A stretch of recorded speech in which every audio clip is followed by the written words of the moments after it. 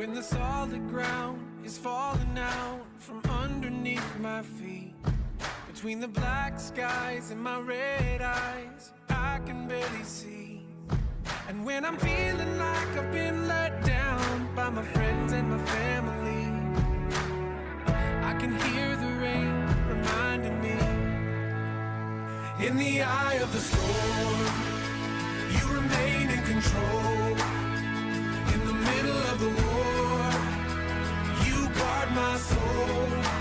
You alone are the anchor when my sails are torn. Your love surrounds me in the eye of the storm.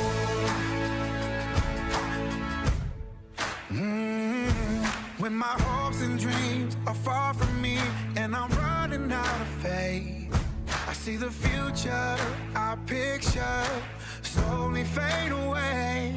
And when the tears of pain and heartache are pouring down my face, I find my peace in Jesus' name. In the eye of the storm, you remain in control. Yes, you do, Lord. In the middle of the war, you guard my soul. You alone are the anchor when my sails are torn. Your love surrounds me in the eye of the storm.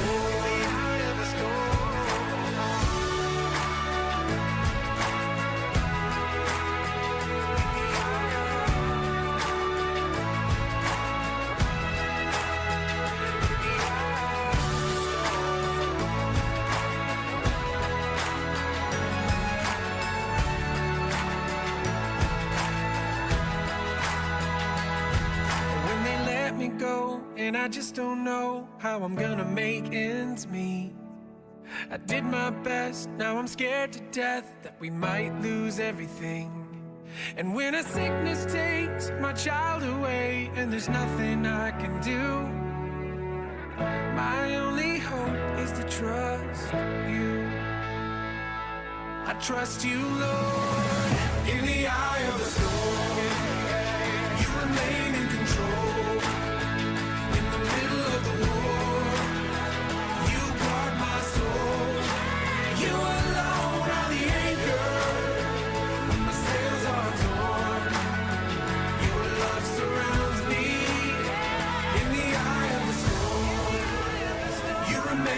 Control. In the middle of the war, you guard my soul. You alone are the anchor when my sails are torn. Your love surrounds me in the eye of the storm. Okay, that was a vibe. Good afternoon, everybody. Welcome back. Bible from the beginning. I am your broken, repentant sinner, DarthHideous. This is my adventure, cover to cover, through the Word. Thank you all for joining me. Kat, early as usual. Good to see you. Deuteronomy, chapter by chapter, is officially half over. Yesterday we burned through, like, what was that, 9 through 17 in the span of less than an hour. I don't know, they were kind of short. But man, it was...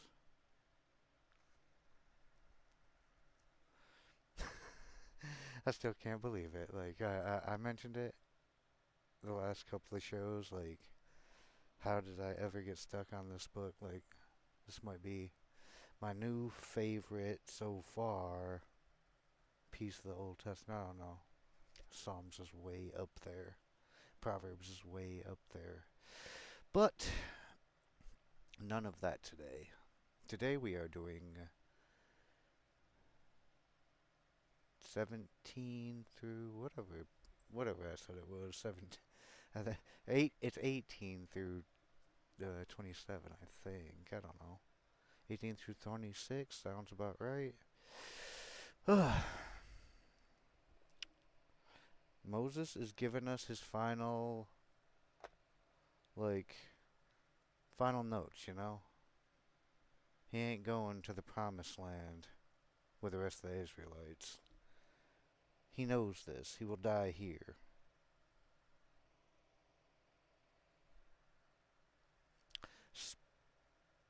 But despite that, he is still going to serve. So without further ado, Deuteronomy chapter 18. Remember that the Levitical priests, that is, the whole tribe of Levi, will receive no allotment of land among the other tribes in Israel. Instead, the priests and Levites will eat from the special gifts given to the Lord, for that is their share. They will have no land of their own among the Israelites. The Lord Himself is their special possession, just as He promised them. Think about that. You will own nothing, but you will be happy. Ugh.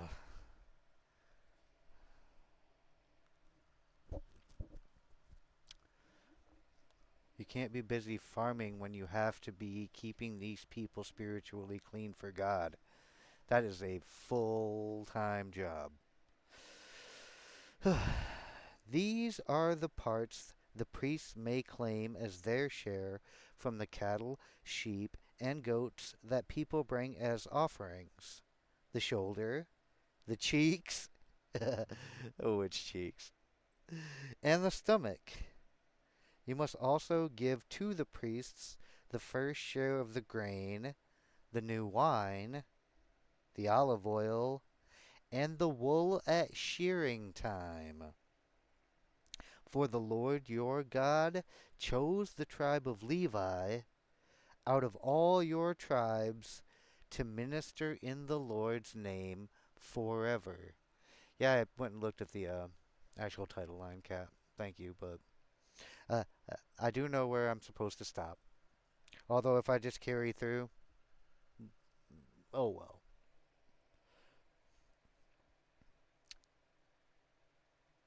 Suppose a Levite chooses to move from his town in Israel, wherever he is living, to the place the Lord chooses for worship. He may minister there in the name of the Lord his God, just like all his fellow Levites who are serving the Lord there. He may eat his share of the sacrifices and offerings, even if he also receives support from his family. So he's still a Levitical priest no matter where he goes. When you enter the land the Lord your God is giving you, be very careful not to imitate the detestable customs of the nations living there. For example, never sacrifice your son or daughter as a burnt offering. The fact that we have to keep reminding you of this is scary to me. And do not let your people practice fortune telling, or use sorcery, or interpret omens, or engage in witchcraft, or cast spells, or function as mediums, or psychics, or call forth the spirit of the dead. Anyone who does these things is detestable to the Lord. It is because the other nations have done these detestable things that the Lord your God will drive them out before you. But you must be blameless before the Lord your God. The nations you are about to displace consult sorcerers and fortune tellers, but the Lord your God forbids you to do such things.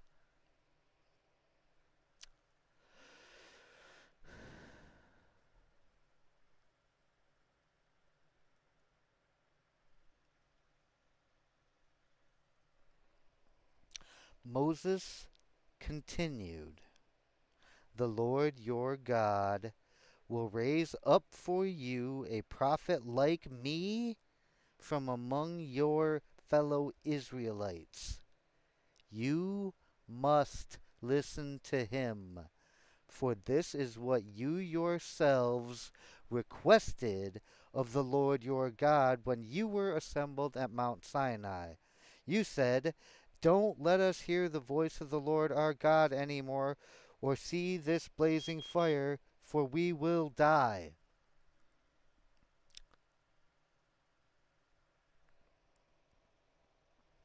Then the Lord said to me, 'What they have said is right. I will raise up a prophet like you from among their fellow Israelites. I will put my words in his mouth, and he will tell the people everything I command them. I will personally deal with anyone who will not listen to the messages the prophet proclaims on my behalf. But any prophet who falsely claims to speak in my name, or who speaks in the name of another god, must die.' But you may wonder, how will we know whether or not a prophecy is from the Lord?" What the hell? Is that my air purifier? I think it is. Uno momento, por favor.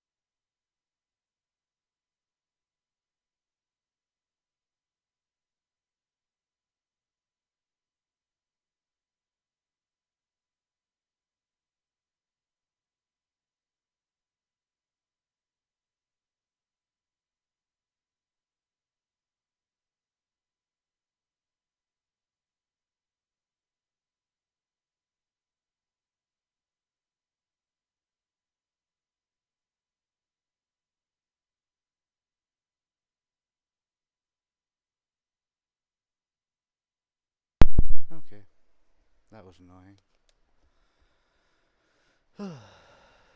It's not the air purifier. It's a damn smoke detector. I'm assuming it's because they include them with junk batteries. But we'll fix that after the stream, so.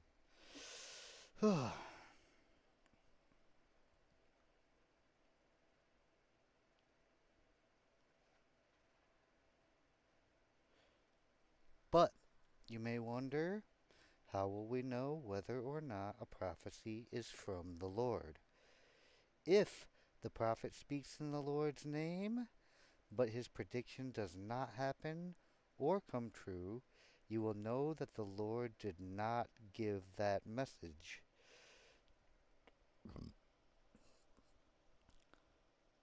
That prophet has spoken without my authority and need not be feared. Hello, Schwab. There are Levites today with an estimated population of around 500 to 600,000 worldwide. Levites comprise about 8% of the worldwide Jewish population. Orthodox Judaism believes in the eventual rebuilding of a temple in Jerusalem and a resumption of the Levitical role. Well, I might have some bad news for them. Have you met my friend Jesus? Okay, chapter 19. When the Lord your God destroys the nations whose land he is giving you, you will take over their land and settle in their towns and homes. Then you must set apart 3 cities of refuge in the land the Lord your God is giving you. Survey the territory and divide the land the Lord your God is giving you into 3 districts, with one of these cities in each district. Then anyone who has killed someone can flee to one of the cities of refuge for safety. Here's my question though, like, what if you did it on purpose and then you flee to a city of refuge and then you claim it was an accident? What are you gonna do? If someone kills another person unintentionally, without previous hostility, the slayer may flee to any of these cities to live in safety. For example, suppose someone goes into the forest with a neighbor to cut wood, and suppose one of them swings an axe to chop down a tree, and the axe head flies off the handle, killing the other person. In such cases, the slayer may flee to one of the cities of refuge to live in safety. But what if he just hacked him up with an axe and then took the head off and was like, it was an accident? Ha ha ha, I'll be here all.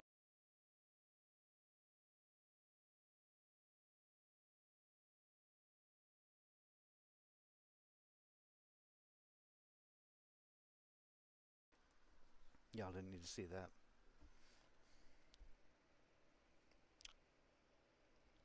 If the distance to the nearest city of refuge is too far, an enraged avenger might be able to chase down and kill the person who caused the death. Then the slayer would die unfairly since he had never shown hostility toward the person who died.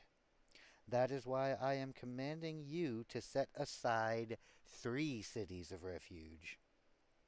And if the Lord your God enlarges your territory, as he swore to your ancestors, and gives you all the land he promised them, you must designate 3 additional cities of refuge. He will give you this land if you are careful to obey all the commands I have given you. If you always love the Lord your God and walk in his ways. That way you will prevent the death of innocent people in the land the Lord your God is giving you as your special possession. You will not be held responsible for the death of innocent people. But,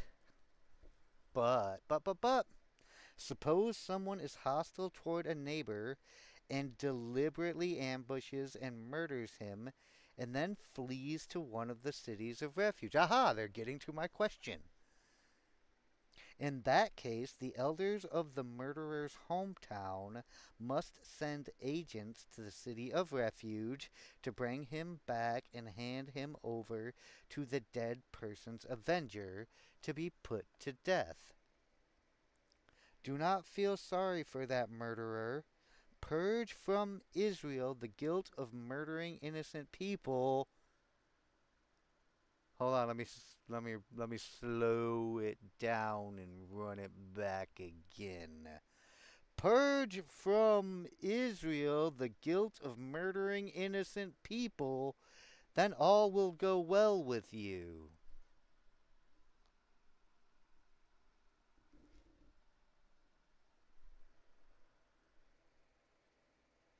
When you arrive in the land the Lord your God is giving you as your special possession, you must never steal anyone's land by moving the boundary markers your ancestors set up to mark their property, or by bombing them into oblivion. You must not convict anyone of a crime on the testimony of only one witness. The facts of the case must be established by the testimony of 2 or 3 witnesses. Never 5. That's just too much of a hassle. You got 5 witnesses, 2 of you stay home. The other 3 come with me. If a malicious witness comes forward and accuses someone of a crime, then both the accuser and the accused must appear before the Lord by coming to the priests and judges in office at the time. The judges must investigate the case thoroughly. If the accuser has brought false charges against his fellow Israelite, you must impose on the accuser the sentence he intended for the other person. Like false accusations get the penalty of what the crime you're falsely accusing somebody of. Maybe, just maybe, we should do something about that.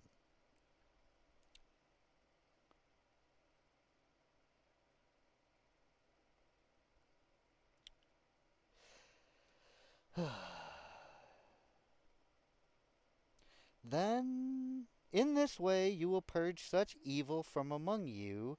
Then the rest of the people will hear about it and be afraid to do such an evil thing. Yeah, that. You must show no pity for the guilty. Your rule should be life for life, eye for eye, tooth for tooth, hand for hand, foot for foot. No, God was onto something. No, no, no, no, no. The Israelites, they weren't onto shit.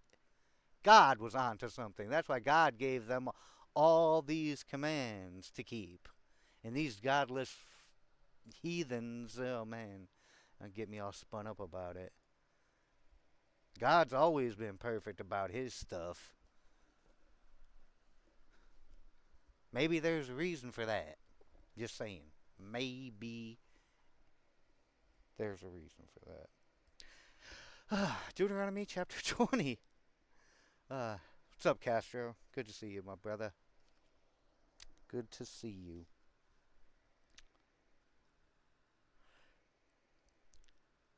When you go out to fight your enemies, and you face horses and chariots and an army greater than your own, do not be afraid. The Lord your God, who brought you out of the land of Egypt, is with you. I mean, remember when Pharaoh's army was chasing y'all and y'all weren't even ready to fight? You were running? And then the sea was like, home, swallow Pharaoh's army whole? Yeah, don't worry about it, bro. Just chill, man. When you prepare for battle, the priest must come forward to speak to the troops. He will say to them, "Listen to me, all you men of Israel. Do not be afraid as you go out to fight your enemies today. Do not lose heart or panic or tremble before them, for the Lord your God is going with you. He will fight for you against your enemies, and he will give you victory." Then the officers of the army must address the troops and say, "Has anyone here just built a new house but not yet dedicated it? If so, you may go home. You might be killed in the battle, and someone else would dedicate your house. Has anyone here just planted a vineyard but not yet eaten any of its fruit? If so, you may go home. You might die in battle, and someone else would eat the first fruit. Has anyone here just become engaged to a woman, but not yet married her? Well, you may go home and get married.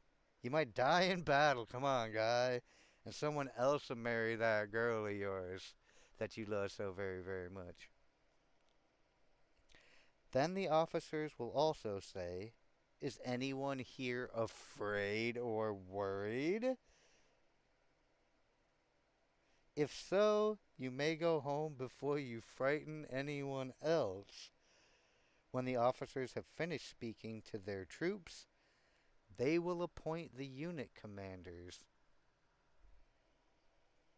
As you approach a town to attack it, you must first offer its people terms for peace.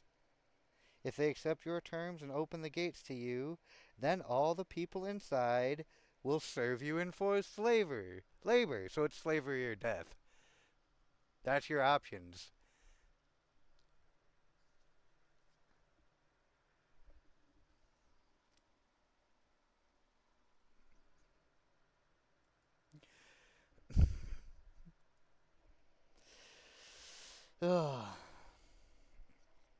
But if they refuse to make peace and prepare to fight, you must attack the town. When the Lord your God hands the town over to you, use your swords to kill every man in the town. Yeah, slavery or death. That's it. But you may keep for yourselves all the women, children, livestock, and other plunder.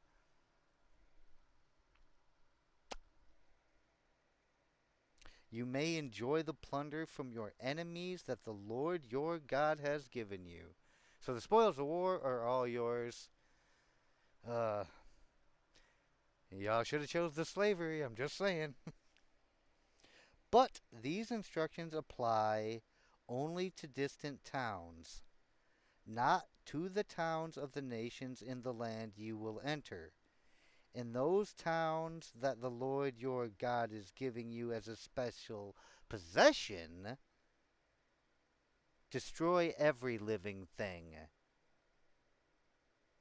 You must completely destroy the Hittites, Amorites, Canaanites, Perizzites, Hivites, and those pesky Jebusites, just as the Lord your God has commanded you. So these people don't get to.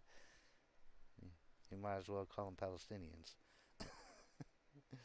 uh, this will prevent the people of the land from teaching you to imitate their detestable customs in the worship of their gods, which would cause you to sin deeply against the Lord your God.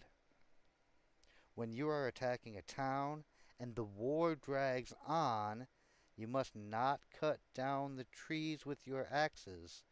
You may eat the fruit, but do not cut down the trees. Are the trees your enemies that you should attack them? You may only cut down trees that you know are not valuable for food. Use them to make the equipment you need to attack the enemy town until it falls. So don't go George Washington cutting down no cherry trees. God will not be pleased with you. If that is an oak tree or an elm, well, an oak probably still, that's questionable. Use all the pine you want.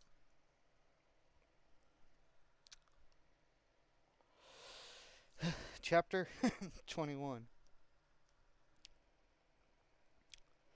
When you are in the land the Lord your God is giving you, someone may be found murdered in a field, and you don't know who committed the murder, and he's ran halfway to the closest town of refuge.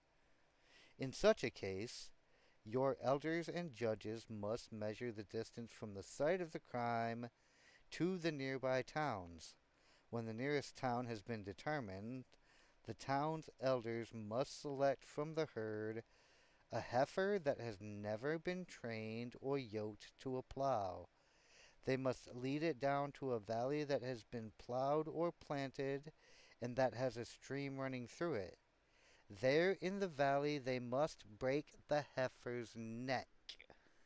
Then the Levitical priests must step forward, for the Lord your God has chosen them to minister before him and to pronounce blessings in the Lord's name. They are to decide all legal and criminal cases. The elders of the town must wash their hands over the heifer whose neck was broken. Then they must say, our hands did not shed this person's blood, nor did we see it happen. O Lord, forgive your people Israel, whom you have redeemed. Do not charge your people with the guilt of murdering an innocent person. Then they will be absolved of the guilt of this person's blood. By following these instructions, you will do what is right in the Lord's sight, and you will cleanse the guilt of murder from your community.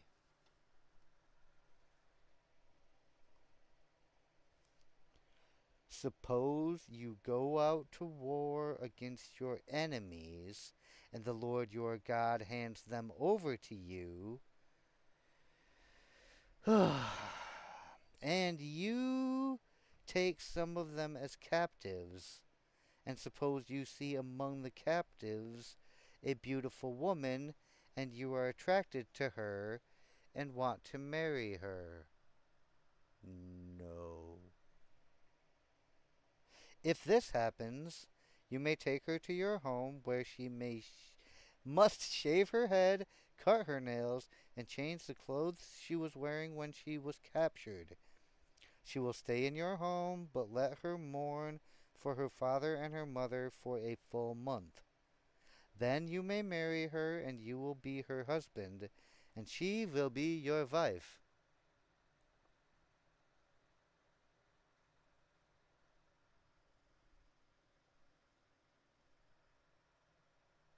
Yes, it did. It's right there. The display chat might be lagging a little bit.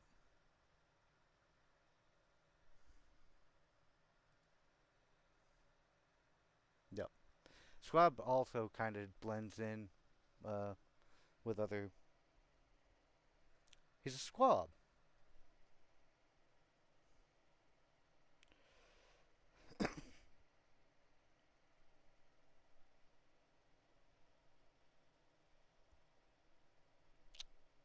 But if you marry her and she does not please you, you must let her go free. You may not sell her or treat her as a slave, for you have humiliated her.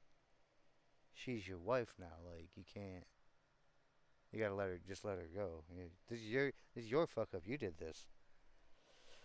Suppose a man has two wives, but he loves one and not the other, and both have given him sons.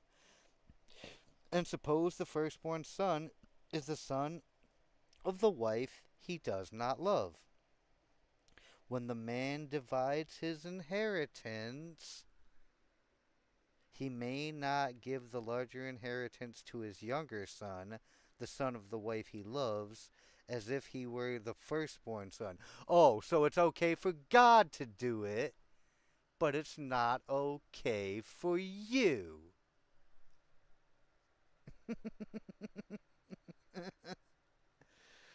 Oh, God did this with Jacob. He blessed him over his older brother. He did this again with Joseph. He blessed him again over all his older brothers.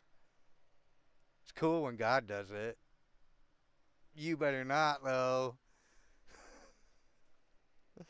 Oh. He must recognize the rights of his oldest son, the son of the wife he does not love, by giving him a double portion. He is the first son of his father's virility, and the rights of the firstborn belong to him. Right. Suppose a man has a stubborn and rebellious son who will not obey his father or mother, even though they discipline him. In such a case, the father and mother must take the son to the elders as they hold court at the town gate. The parents must say to the elders, "This son of ours is stubborn and rebellious and refuses to obey. He is a glutton and a drunkard." I'm feeling personally attacked now. Then all the men of his town must stone him to death. In this way you will purge this evil from among you, and all Israel will hear about it and be afraid. Shit, that shit scared me, and I'm not even in Israel.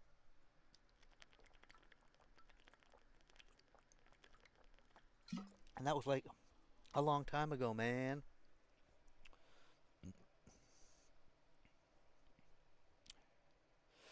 If someone has committed a crime worthy of death and is executed and hung on a tree, the body must not remain hanging from the tree overnight. You must bury the body that same day, for anyone who is hung is cursed in the sight of God. In this way you will prevent the defilement of the land the Lord your God is giving you as your special possession. Are y'all taking notes on all this? Like, there is so many laws.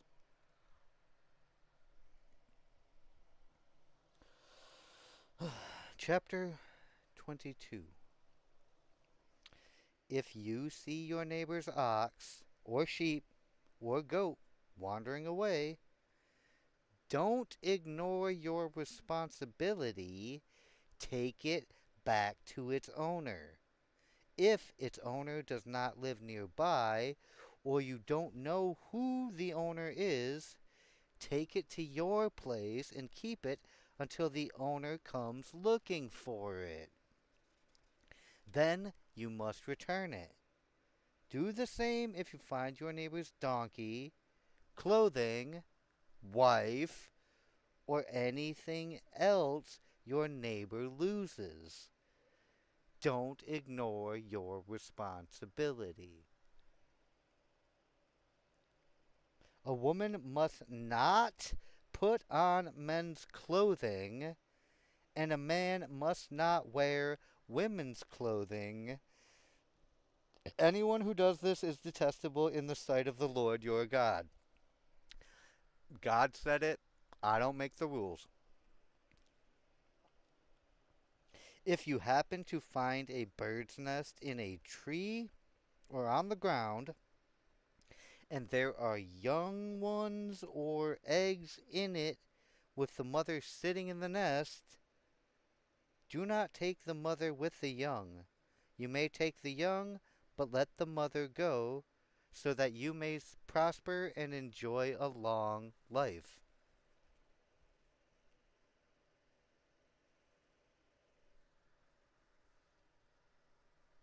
I don't know. Maybe you want some eggs.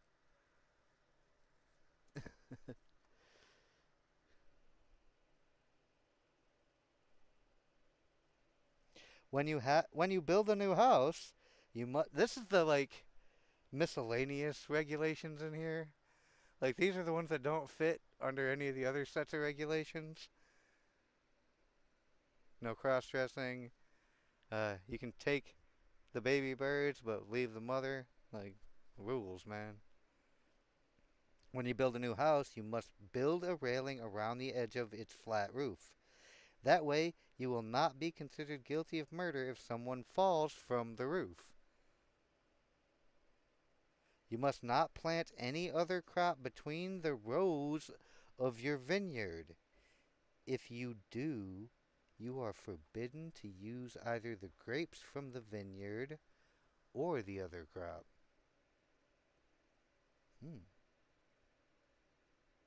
You must not plow with an ox and a donkey harnessed together.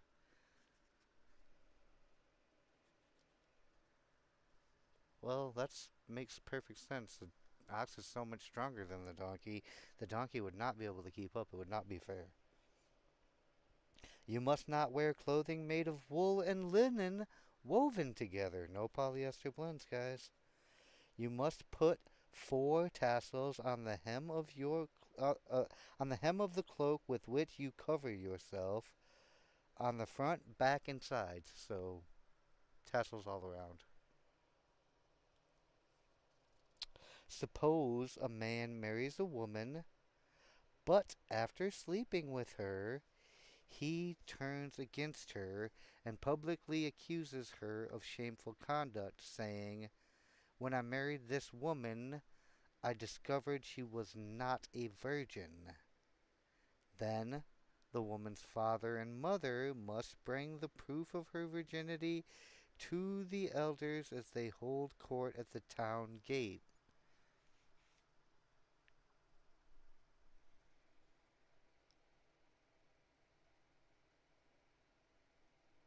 Her father must say to them, "I gave my daughter to this man to be his wife, and now he has turned against her. He has accused her of shameful conduct, saying, 'I discovered that your daughter was not a virgin, but here is the proof of my daughter's virginity.' Then they must spread her bed sheet before the elders."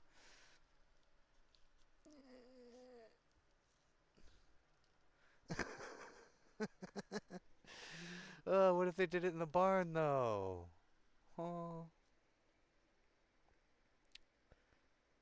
The elders then must take the man and punish him. They must also fine him 100 pieces of silver, so 3.5 fortunes, which he must pay to the woman's father because he publicly accused a virgin of Israel of shameful conduct. Then the woman will then remain the man's wife, and he may never divorce her. What's up, Gert?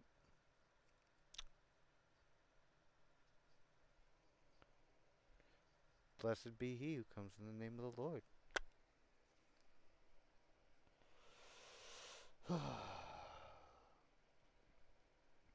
But suppose the man's accusations are true, and he can show that she was not a virgin. The woman must be taken to the door of her father's home. So, this is getting really personal now. And there the men of the town must stone her to death, for she has committed a disgraceful crime in Israel by being promiscuous while living in her parents' home. In this way you will purge this evil from among you. So, not only do the men of this town have to stone this girl to death, they have to do it in the doorway of her father's house. Like, right there in front of Pops and Mom and the brothers and the sisters and everybody. Oh. If a man is discovered committing adultery, both he and the woman must die. Chapow. Did. In this way you will purge Israel of such evil. Suppose a man meets a young woman, a virgin, who is engaged to be married, and he does the sex with her. If this happens within a town, you must take both of them to the gates of that town, stone them to death. The woman is guilty because she did not scream for help.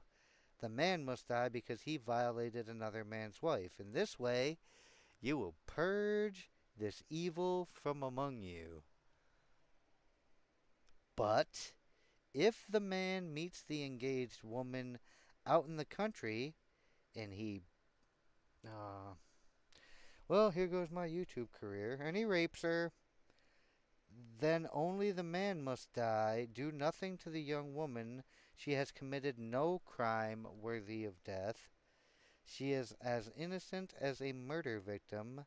Since the man raped her out in the country, it must be assumed that she screamed, but there was no one to rescue her. Uh, if me being banned from YouTube screams in the countryside and all of y'all hear it, do I still get an appeal? The answer is probably not. Make sure you follow me on Rumble. Everyone who follows me on YouTube. The Bible might be the thing that get me banned.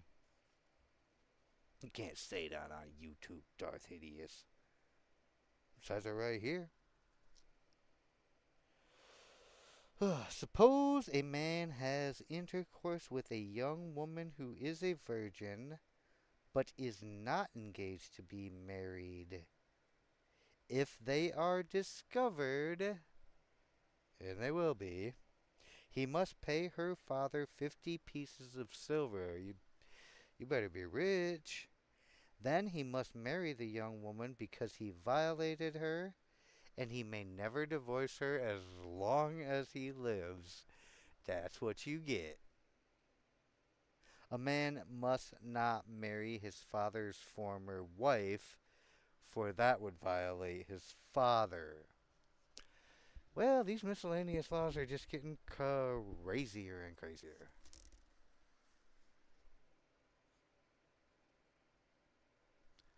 Chapter 23.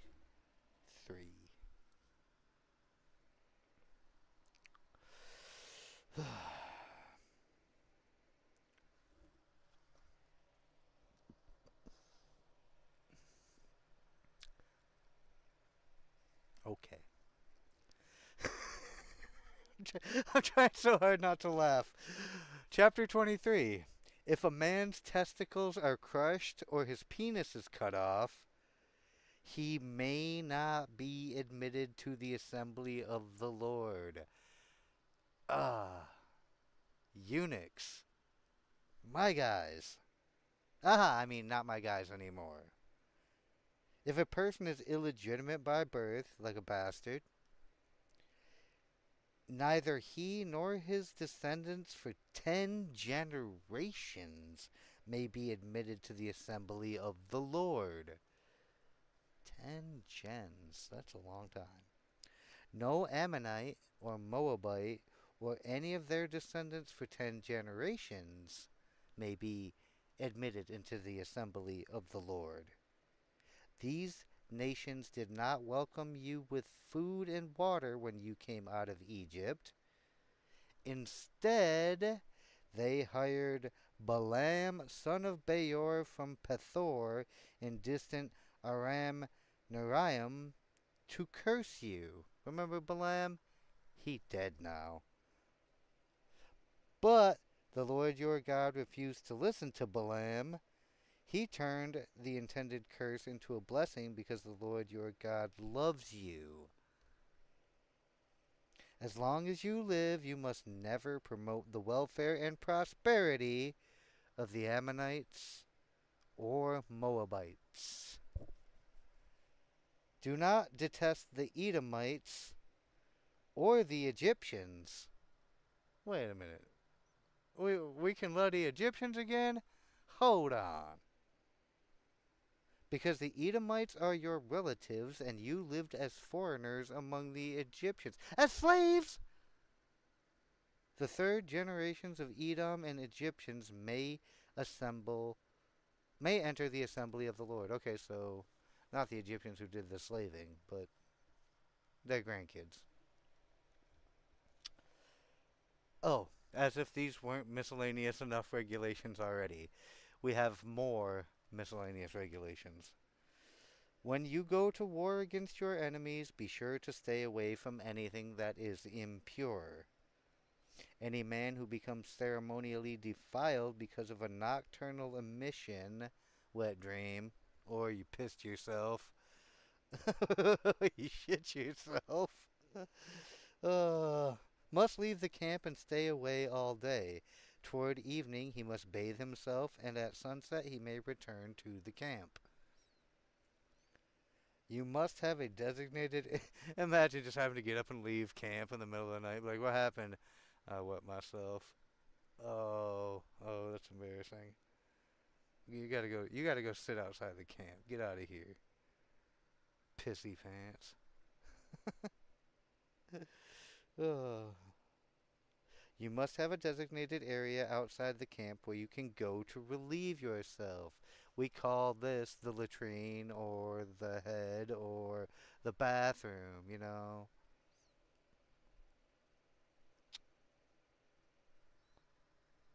The pisser if you're a little bit less civilized like I. Each of you must have a spade as part of your equipment. Whenever you relieve yourself, dig a hole with the spade and cover the excrement. The camp must be holy, for the Lord your God moves around in your camp to protect you and to defeat your enemies. We can't be having a little India going on here, guys. He must not see any shameful thing among you, or he will turn away from you. Yeah, God's easily grossed out by your shit, guys. Seriously. Seriously. If slaves should escape from their masters and take refuge with you,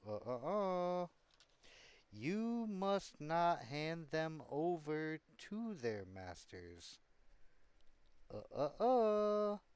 Let them live among you in any town they choose, and do not oppress them. That doesn't seem right. No Israelite, whether man or woman, may become a temple prostitute. When you are bringing an offering to fulfill a vow, you must not bring to the house of the Lord your God any offering from the earnings of a prostitute, whether a man or a woman, for both are detestable to the Lord your God. Do not charge interest on the loans you make to a fellow Israelite. Whether you loan money or food or anything else, you may charge interest to foreigners, but you may not charge interest to Israelites, so that the Lord your God may bless you in everything you do in the land you are about to enter and occupy.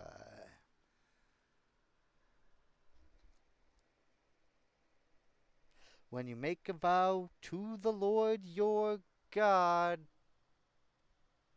let me speak slowly.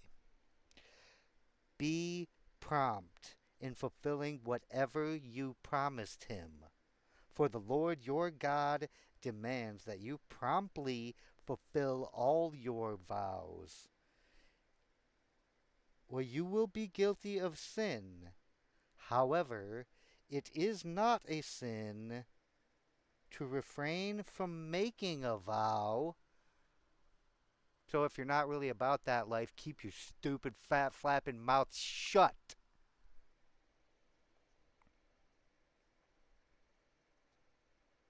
But once you have voluntarily made a vow, be careful to fulfill your promise to the Lord your God. When you enter your neighbor's vineyard, you may eat your fill of grapes, but you must not carry away any in a basket. And when you enter your neighbor's field of grain, you may pluck the heads of grain with your hand, but you must not harvest it with a sickle. So, this is back to that hospitality thing, that being a good neighbor. Help yourself, but remember that this ain't yours. You can't take this with you. Like, it's like if you come over to my house and I offer you a drink, you can't just go into my refrigerator and start taking my beers and put them out in your car. Like, that's not what I meant. That's not what any of that meant. And there are people out there in the world who would actually do some shit like that.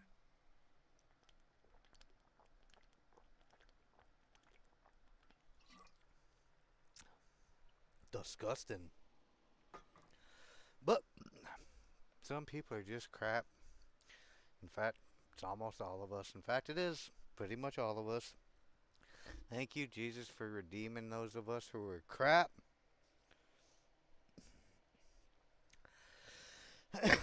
Chapter 24. Suppose a man marries a woman, but she does not please him. Having discovered something wrong with her, well, she's a woman for starters, he writes her a document of divorce, hands it to her, and sends her away from his house.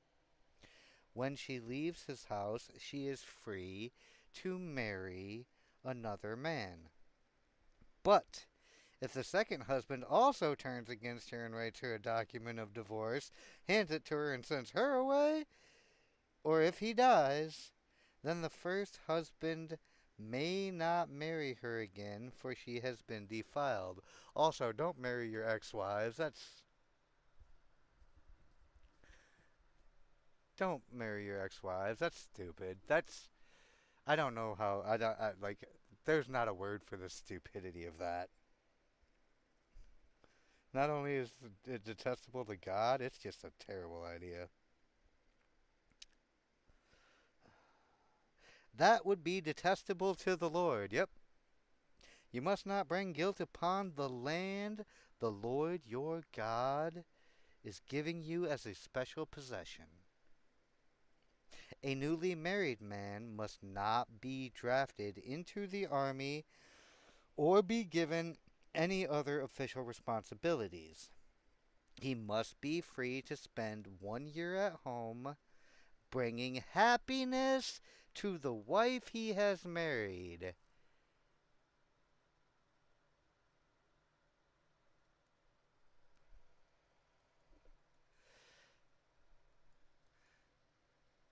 Okay, that's whack that, I can share all the other messages on stream, but for some reason, when someone sends a Rumble rant, Rumble Studio won't let me share that. Well, thank you very much, Castro, for the big cut. I don't know. I'm gonna try and force it through. Of course, it don't work. But what are you gonna do? Thank you, sir. For the buck, Rumble Studio is trash. Get fucked. This is why nobody likes you, Rumble Studio. I could bring. I could see.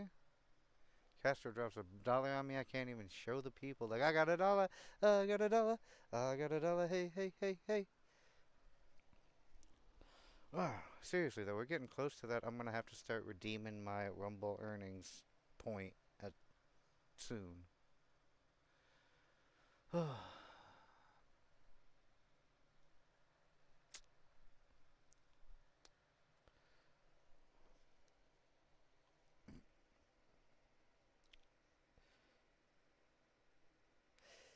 It is wrong to take a set of millstones, or even just the upper millstone, as security for a loan.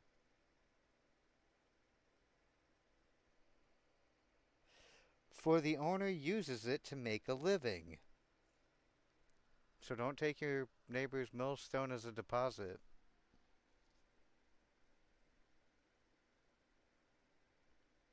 If anyone kidnaps a fellow Israelite and treats him as a slave or sells him, the kidnapper must die. In this way you will purge all the evil from among you. Like, oh, don't tell that to all of Joseph's brothers. That would be bad. In all cases involving serious skin diseases, be careful to follow the instructions of the Levitical priests. There was a whole section on this in Numbers. It was an awful, awful thing to read. So go back and watch Numbers if you want to learn all about the skin diseases. Gross. Obey all the commands I have given them. Remember what the Lord your God did to Miriam as you were coming from Egypt.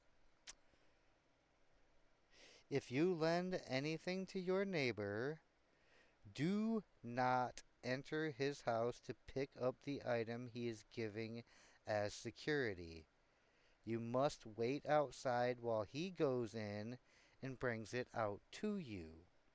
If your neighbor is poor and gives you his cloak as security for a loan, you do not keep the cloak overnight. Return the cloak to its owner by sunset so he can stay warm through the night and bless you, and the Lord your God will count you as righteous. Never take advantage of poor and destitute laborers, whether they are fellow Israelites or foreigners living in your towns. You must pay them their wages each day before sunset because they are poor and are counting on it. If you don't, they might cry out to the Lord against you, and it would be counted against you as sin. Parents must not be put to death for the sins of their children, nor children for the sins of their parents. Those deserving to die must be put to death for their own crimes. However, God does have a little bit of a tendency himself to curse you intergenerationally, so maybe remember that do as I say, not as I have done. True justice must be given to foreigners living among you and to orphans, and you must never accept a widow's garment as security for her debt. Always remember that you were slaves in Egypt and that the Lord your God redeemed you from your slavery. That is why I have given you this command. When you are harvesting your crops and forget to bring in a bundle of grain from your field, don't go back for it. Leave it for the foreigners, orphans, and widows. Then the Lord your God will bless you in all you do. I mean, they say leave it for the foreigners, orphans, and widows, but it's the squirrels that are going to get it. Everyone knows the squirrels have nothing better to do than to steal your stuff. And the seagulls, and the trash pandas. You know, the usual suspects.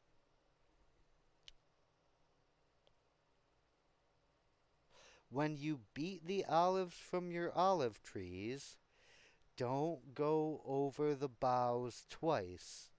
Leave the remaining olives for the foreigners, orphans, and widows.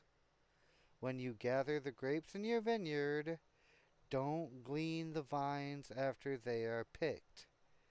Leave the remaining grapes for the foreigners, the orphans, and the widows. You know.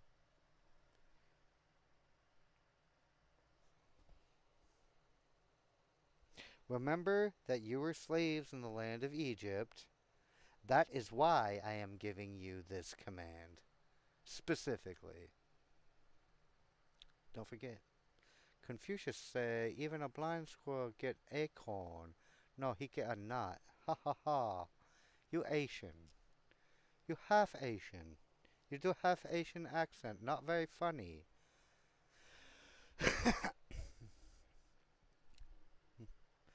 Alright, peace, Castro. We ain't got too much longer here anyway. I got 26 chapters to read today, and we are now entering chapter 25. So, thanks for stopping by again, bro. Love ya. God be with you and all of that. Suppose two people take a dispute to court, and the judges declare that one person is right and the other is wrong. If the person in the wrong is sentenced to be flogged, the judge must command him to lie down and be beaten in his presence with the number of lashes appropriate for the crime. But never give more than 40 lashes. More than 40 lashes would publicly humiliate your neighbor. Might also kill a motherfucker, too.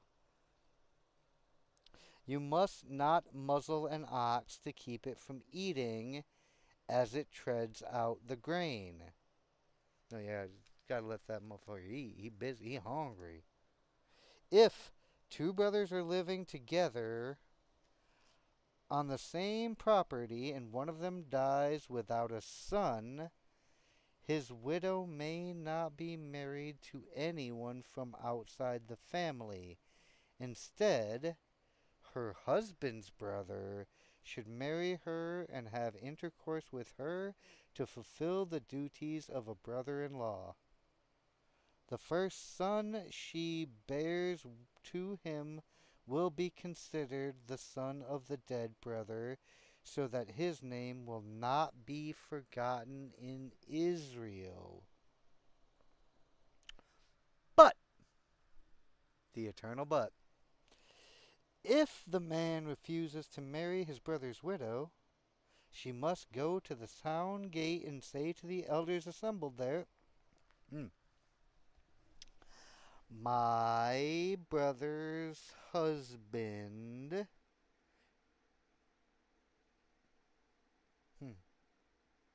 refuses to preserve my husband's brother refuses to preserve his brother's name in Israel.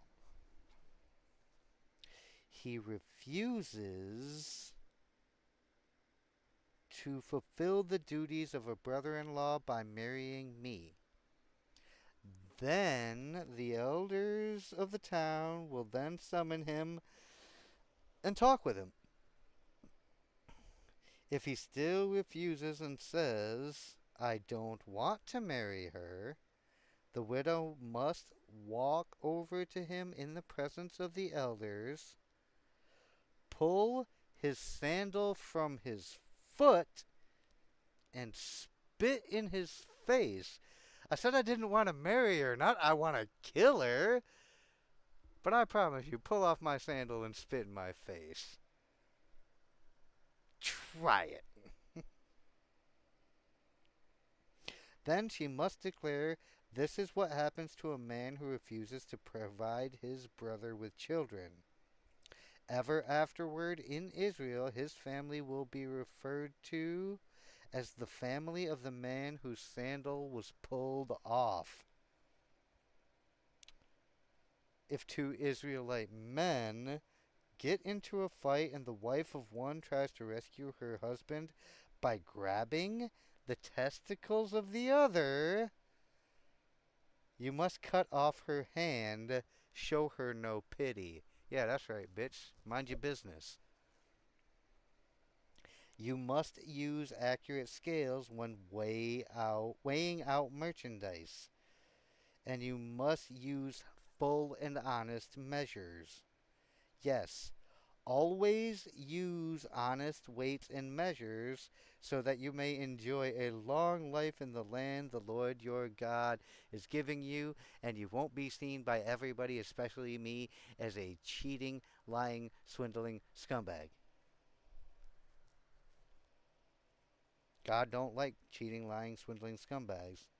All who cheat with dishonest weights and measures are detestable to the Lord your God. See, it says so right here. Never forget what the Amalekites did to you as you came from Egypt. They attacked you when you were exhausted and weary, and they struck down those who were straggling behind. They had no fear of God. Therefore, when the Lord your God has given you rest from all your enemies in the land he is giving you as a special possession, you must destroy the Amalekites and erase their memory from under heaven. Never forget this. So if you happen to be an Israelite and you know an Amalekite, gotta take them out, bro. It's the rules. It's the rules. Chapter 26.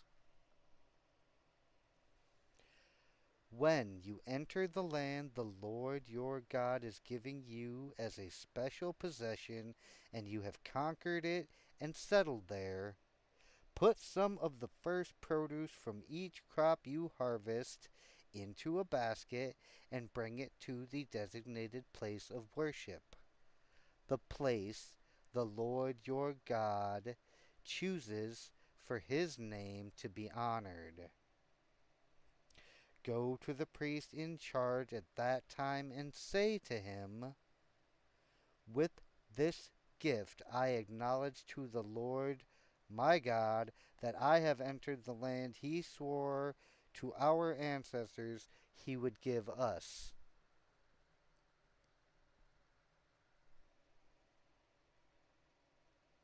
The priest will then take the basket from your hand and set it before the altar of the Lord your God. You must then say in the presence of the Lord your God, my ancestor Jacob was a wandering Aramaean who went to live as a foreigner in Egypt. His family arrived few in number, but in Egypt they became a large and mighty nation. When the Egyptians oppressed and humiliated us by making us their slaves, we cried out to the Lord, the God of our ancestors. He heard our cries and saw our hardship, toil, and oppression. So the Lord brought us out of Egypt with a strong hand and powerful arm, with overwhelming terror and with miraculous signs and wonders.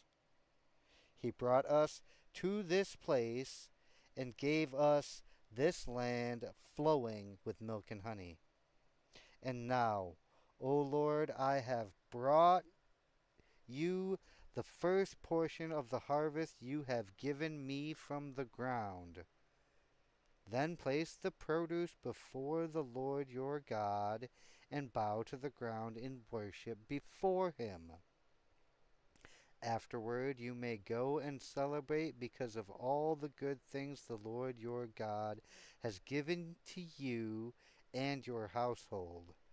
Remember to include the Levites and the foreigners living among you in the celebration. Every third year you must offer a special tithe of your crops. In this year of the special tithe you must give your tithes to the Levites, foreigners, orphans, and widows, so that they will have enough to eat in your towns. Then you must declare in the presence of the Lord your God, I paid my taxes. No, but that's exactly what this sounds like. I have taken the sacred gifts from my house and have given it to the Levites, foreigners, orphans, and widows just as you commanded me. No, I literally did pay my taxes. I have not violated or forgotten any of your commands. I have not eaten any of it while in mourning. I have not handled it while I was ceremonially unclean, and I have not offered any of it to the dead. I have obeyed the Lord my God and have done everything you commanded me. Now look down from your holy dwelling place in heaven and bless your people Israel and the land you swore to our ancestors to give us, a land flowing with milk and honey. Today, the Lord your God has commanded you to obey all these decrees and regulations, so be careful to obey them wholeheartedly. You have declared today that the Lord is your God, and you have promised to walk in his ways and to obey his decrees, commands, and regulations, and to do everything he tells you. The Lord has declared today that you are his people, his own special treasure, just as he promised, and that you must obey all his commands. And if you do, he will set you high above all the other nations he has made. Then you will receive praise, honor, and renown. You will be a nation that is holy to the Lord your God, just as he promised.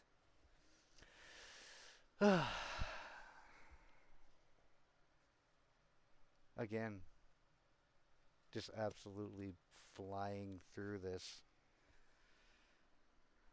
That was 18 to 26, 9 chapters.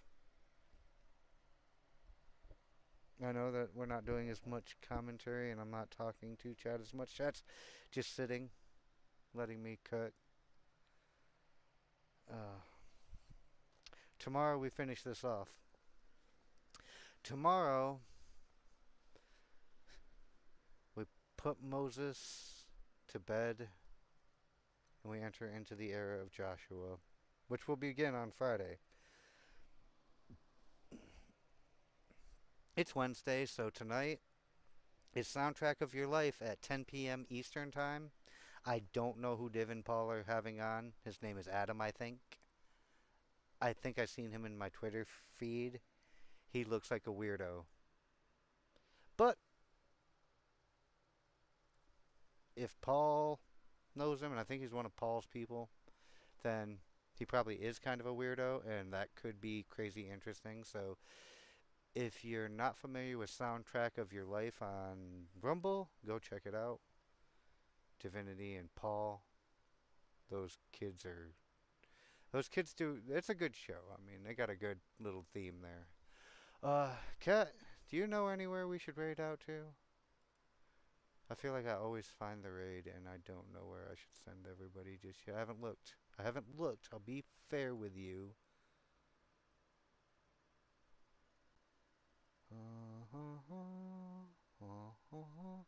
Oh yeah. Yeah, we can do that.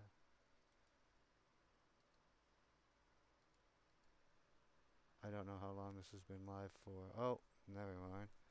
That's probably been live for too long, and he probably won't be live for too much longer. So, uh, anyway, those of you who, on YouTube, and those of you who aren't coming along on the raid, I will catch yous guys tomorrow. We finish off Deuteronomy. Same time, same place. Everybody else on Rumble, sit tight. I'm gonna have to figure this out, so it may take a second. God bless. I'll be praying for all of you. If anyone has any like prayer requests, thoughts, feelings, emotional outbursts, put them in the comments section below. I love the comments. And also, if you have any like questions, hit the like button, subscribe, share this with a friend if you think it's a... Yeah, that's the one I was looking at to go right out to, but he's been live for 3 hours and he doesn't usually do the token choke. Long, uh,